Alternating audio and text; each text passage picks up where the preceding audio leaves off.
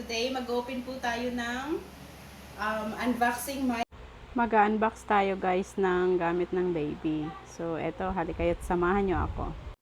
Excited na nga akong ma-open tong mga gamit ni baby kasi syempre first time kong mag-open, mag-unboxing ng mga ganitong gamit, diba? Yung talagang, alam mo yun, yung family mo talaga, yung para sa family mo, para sa baby, ganun. So, nakaka-excite, diba? Lalo na siguro sa mga first mom dyan, makaka-relate kung ano man yung nafe-feel ko ngayon.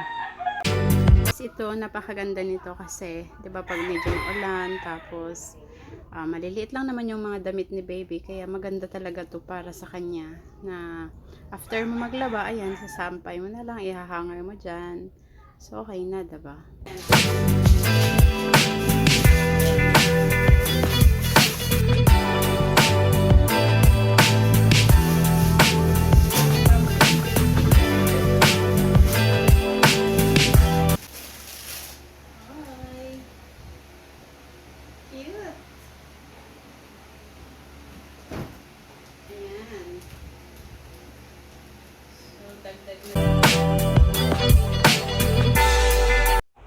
At yan po ay isa na namang lampin.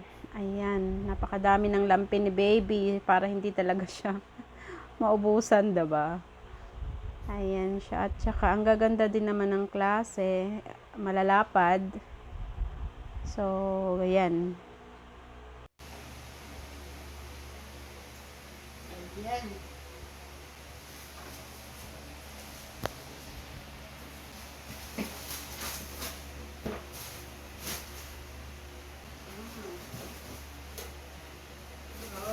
Ito yung lagayan ng gatas ng baby ko, di ba?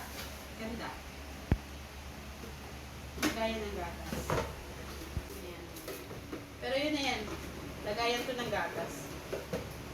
Milk powder.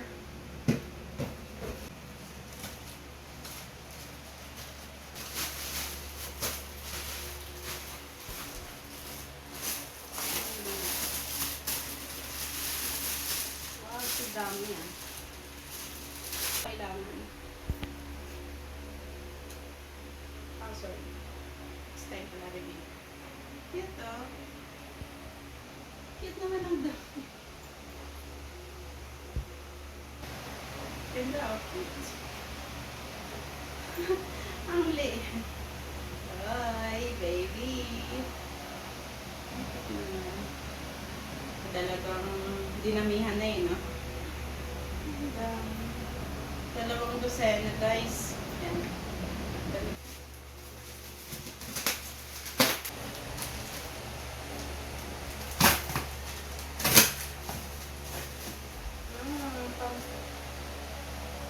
Cute to. Wow, cute.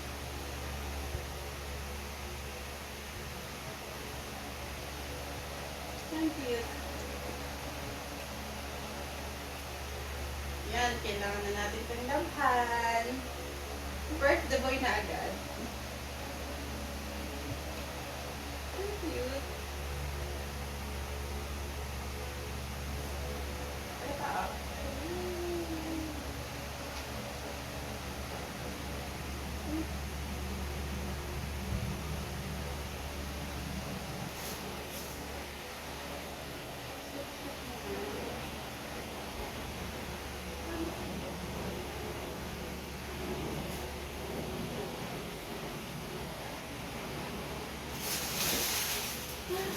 So dami.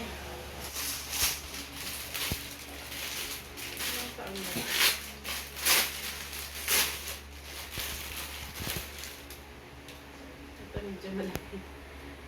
Pag sabi na si baby, ito na yung papasuot namin. Medyo malaki siya.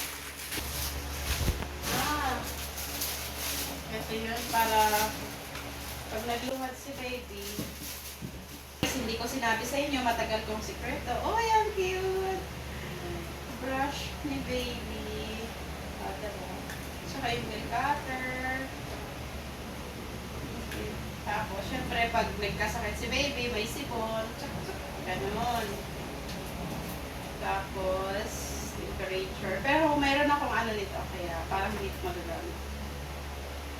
Tapos, syempre, pag malaki na si baby konti, gugupitan na natin yung buhok. Di ba? Yung buhok talaga. Ayun, kakalbuhin na natin.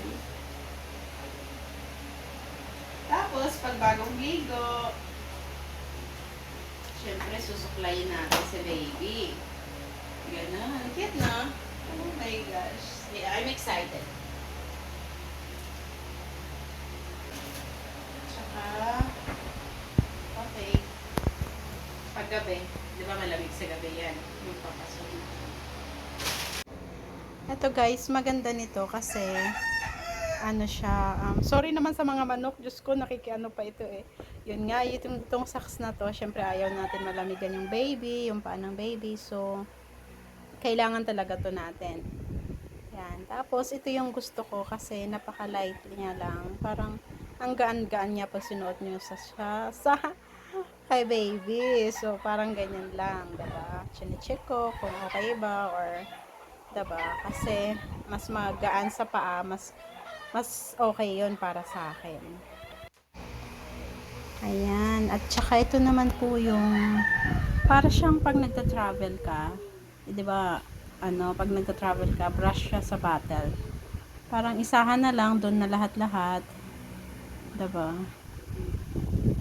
Ready to go yan, guys.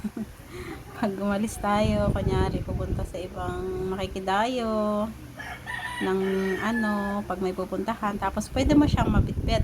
So, yan. Parang ang ganda niya din, no? Mabilis lang siyang mabitbit kung sakali man. Ayan, napakalambot ng brush niya actually. Tapos, yan, para yan sa chupon, sa bottle, tapos yan sabon. Lalagay mo yung sabon dyan, tapos yan na yung gagamitin mo. Tapos, ito naman yung bottle. Diyan mo siya papatuluin once na sterilize mo na yung bottle ni baby. Ayan, maganda din siya. Ito naman yung parang susundot mo yun sa pinakadulo-dulo ng chupon. Kung sakali mang may gatas pa siya doon, yun magandang pantanggal yan talaga.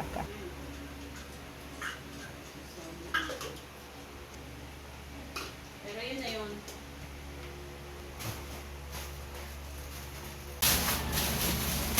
Ayan guys, ito yung liguan ng baby pag naliligo siya. So, kailangan pa namin itong i-install. Okay. Pag nandito na talaga siya, okay? Ayan, gagamitin na namin yan pang ligo sa kanya. Ayan, diba? Para safety naman siya at saka comfortable pag pinapaliguan. Hindi tayo mahirapan, kaya dapat na yun yung liguan. Ayan. Man sa baby, papakita ko lang sa inyo kung ano ito. Pag nandito na siya sa kanya natin.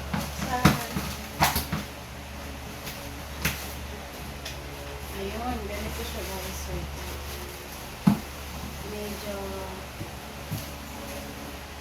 okay, yan, ganda. Yan, pag nandito na si baby, syempre, dito siya matutulog. Pag nandito siya sa sala, pwede mo siya ma-adjust, pwede ano talaga, or pwede mo din ganyan yung parang nakaano talaga siya, upo. Pwede siya maupo, pwede siya mahiga, pwede mo siya i-adjust. Ganda. Try natin ito. Nandito na si baby. O, diba? At least handa na tayo. Ito yung tapos, ito yung sa mga ziplock na kahit na anong pwede natin ilagay dyan. Saka ito, sa taliligo din to eh.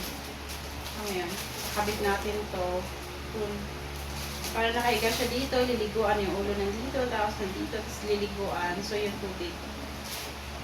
Kaagos dito, hindi na-stand. Tsaka, mas madali. Mas maganda, mas comfortable siya. Or, tayo siya. Habang pinapaliguan natin. Ayun, may parating pa kami na parcel. Para kay baby. So, pag nag-open ulit kami, papakita namin sa inyo guys. Pero, ang saya dahil ang dami niyang damit. Damit-damitan, socks. Hindi pa yan. Tsaka ang dami din naming basura, di ba? Ayan, yan na guys. Next time, papakita ko sa inyo yung mga susunod namin open para kay baby. Tsaka, syempre, pag nandito na si baby, talagang titingnan natin, ha? Papakita namin sa inyo. So, yun lang guys. Thank you. Until the next video. Bye!